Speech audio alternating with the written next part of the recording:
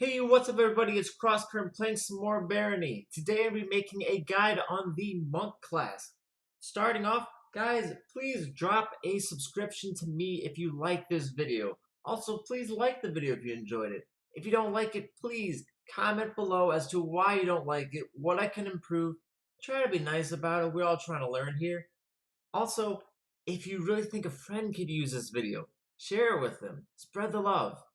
Now, let's get right into this. We're going to talk about the races that work best as a monk. First of all, human. Obviously, it's human, so it's neutral. Skeleton, I have had considerable luck with, but that's because this self-resurrection, I don't really use magic when I play as a monk. You start off with a spellbook of light, so that's, very basic and nothing else really. You do, however, have 20 magic level 11 and casting level 20, so it is an option if you get lucky. I just tend to not get lucky with that stuff. The vampire is a very good option because you can convert your HP to mana points when casting spells as their mana. You also have the ability of bloodletting, you have levitation, you have all those little things that fill in the gap. And since you have a ring of slow digestion, it slows down the hunger process. Now, I'm assuming that also slows down the process for the vampires. So that would be very helpful and it kind of fill in the gaps of everything. Succubus and Incubus I have not messed with this class because they are more focused around using magic abilities and they just didn't seem to be very helpful even if you did use them with a monk in mind. The Goatman, I have found a lot of success with a monk Goatman. If you check my other videos, I have a guide that shows how I won as a Goatman monk. It was a while ago though, so I'm not going to use that for this video. But the fact that you have alchemy as well as being a Goatman, you're trying to drink alcohol all the time to make your character stronger, which is amazing. It just goes hand in hand with the fact that you have level 20 alchemy as a monk. The automaton, I see no good reason to play as this character, since it is more of a tactical, non-combat based character, and it doesn't help at all with being a monk. The Goblin, I don't use the Goblin for much of anything. Although you can increase every weapon by increasing the weapon you're working on, I don't think it'd be advised because when you look at the monk's skills, it has level 10 ranged, level 10 polearm, and then level 50 unarmed. So the fact is you're going to be punching a lot, and leveling up everything else is going to have little to no use, and it's going to take longer. You're going to be focusing on punching, so why would you want to worry about everything else? Insectoid, I can see as being decent. The problem is you're focusing on eating food all the time, which is not what you need when you have a ring of slow digestion. So it just seems like it's putting a little too much pressure on something you shouldn't have to worry about. Alright, so just so you guys know the exact inventory of the monk, there is a spellbook of light. It's faded, so it's not worth too much, which obviously lets you learn the light spell, which you press F and use. Costs 1 and sustains for 0. You have excellent brass knuckles, which will give you +1 armor. And also gives you +1 attack, since you are using unarmed strikes. The Tunic, I looked last video, there was a little fault I had with the wizard character, where if you wear the wizard hat, although it shows no statistic, it did increase your intelligence. The double did not. Here, as you can see, nothing changes when you're wearing or removing the tunic, so you might as well drop that. And then the flawed ring of slow digestion, as I brought up earlier, it helps slow down hunger, so then you can last longer without food. Now, if you don't have hunger on, this is completely useless, which I do not have it on right now, so it's not as helpful. Now, going over every single one of the skills of this character, the character has level 10 leader, which is almost never fully utilized unless it starts at about level 50.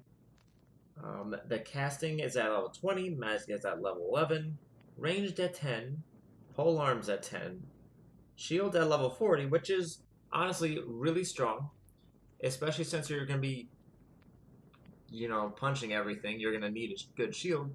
So leveling this up is really advised, as well as working on unarmed. So unarmed with a shield, that's basically how you're gonna do things. The best thing I can suggest is not getting flanked. If you get flanked and attacked from behind, there's no way to block that. And if there is a character that is using an axe, you cannot block an axe with a shield. It just goes through every time. The trolls, as I realize now, I'll show you in this clip. Trolls have now been seen to attack similar to axes. I had a shield equipped, and it seemed that the troll's hits went straight through it. Now, this might also be that my level was not increased very far past level 40, but it destroyed me. Now, with your unarmed attacks, I would suggest holding down and doing a powerful attack, and then just moving into your enemy, hitting it, and then moving back. Now, this is much easier than when I showed in my melee combat guide, because using an unarmed strike knocks back the enemy. And if you get this to legendary, which is level 100, you can even potentially stun enemies if you do it from behind, knocking them back as well. Now, with alchemy, if you max this up to the top, the highest, level 100, you will get a +2 blessing on every single potion you make. Now, I don't think you'll be using alchemy a whole lot, but if you get lucky in a chest, it's extremely helpful.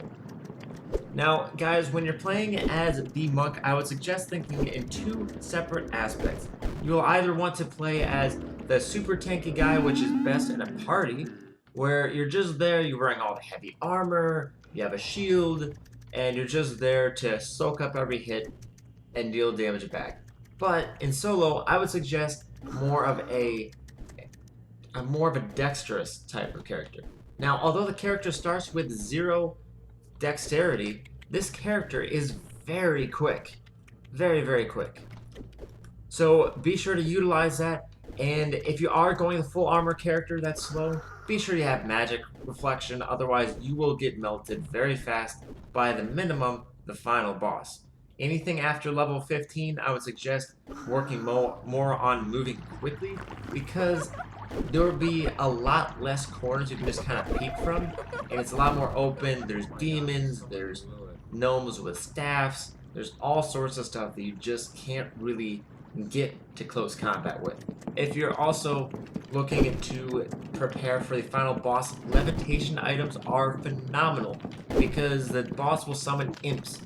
Imps fly, the Baron flies. Having to work around the ground as opposed to just being able to move straight up to the Baron is crucial. So please, look for things that give you levitation instead of teleportation. That's basically useless in this scenario. And you'll see it helping out a lot.